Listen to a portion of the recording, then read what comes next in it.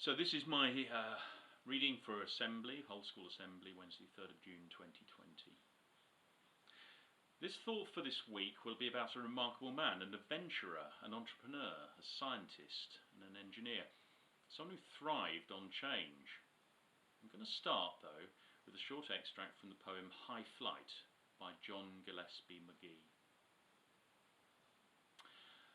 Oh, I've slipped the surly bounds of earth and danced the skies on laughter-silvered wings. Sunward I've climbed, and I joined the tumbling mirth of sun-split clouds and done 100 things that you have not dreamed of. Geoffrey de Havilland died when I was just 3, and that's a very long time ago. But remarkably, I've flown in one of the aircraft that de Havilland designed. In 1975, the schoolboy Smallwood flew from Britain to Venice in a Comet, the world's first jet-powered airliner. So what? What makes that so remarkable, apart from the fact that it suggests an unwarranted sense of antiquity for the headmaster? Well, what makes it remarkable is the fact that the same man that designed the Comet built and flew one of the first powered aircraft in Britain just a few short years after Orville and Wilbur Wright had made the first powered flight in the world in 1903. In fact, Geoffrey de Havilland was quite a local man. Drive up the A34 towards Newbury and you can see a direction post pointing to a monument. That marks the place where he took his first flights in his homemade plane. In his biography there's a short account of that first attempt to get airborne. It goes like this. On a crisp December day in 1909, a 27-year-old motor engineer sat amidst the spars, struts and piano wire braces of a strange twin-prop biplane he'd designed and built. In the plane, that was perched on top of a hill in the Hampshire Downs, sat the pilot dressed in a neat high-breasted suit and a tall white collar. Suddenly the engine sprang to life and the two propellers mounted behind the wings thrashed into the air. Then an associate at the rear began pushing, and the apparatus, looking more like a box kite than a plane, began to move. It trundled downhill for 40 yards and leapt into the air. With the pilot struggling with the control stick and the man on the ground holding his breath, it climbed steeply for 35 yards, and then it crashed. The pilot hauled himself out unhurt except for bruises and scratches and began salvaging the motor from the wreck. Well, hardly dancing the skies on laughter-silver wings, but it was a start.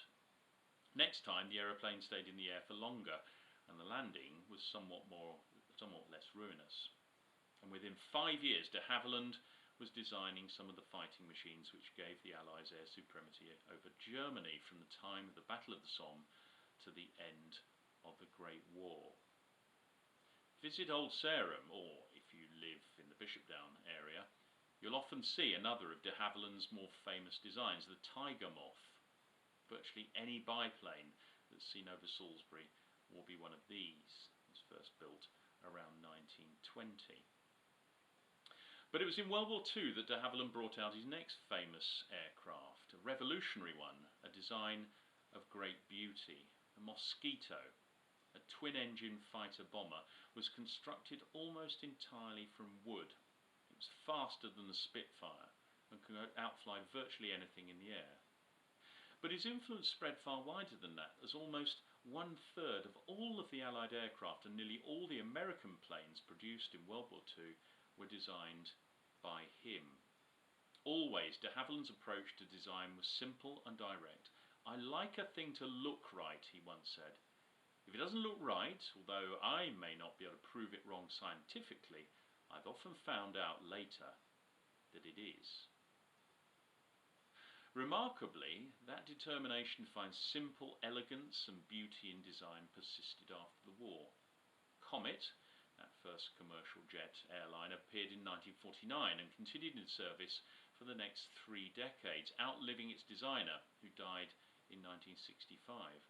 And the story doesn't finish there, as until relatively recently the Comet airframe was still on duty for the RAF in the form of the Nimrod maritime surveillance aircraft. An occasional visit to Boscombe for a Nimrod used to provide an impressive, if very noisy, reminder of the inventive powers and vision of one of the true pioneers of aviation in Britain. So Geoffrey de Havilland, son of a clergyman, engineer, designer, technician, truly inspired innovator, had a career of nearly a century, a career dedicated to realising the dream of flight.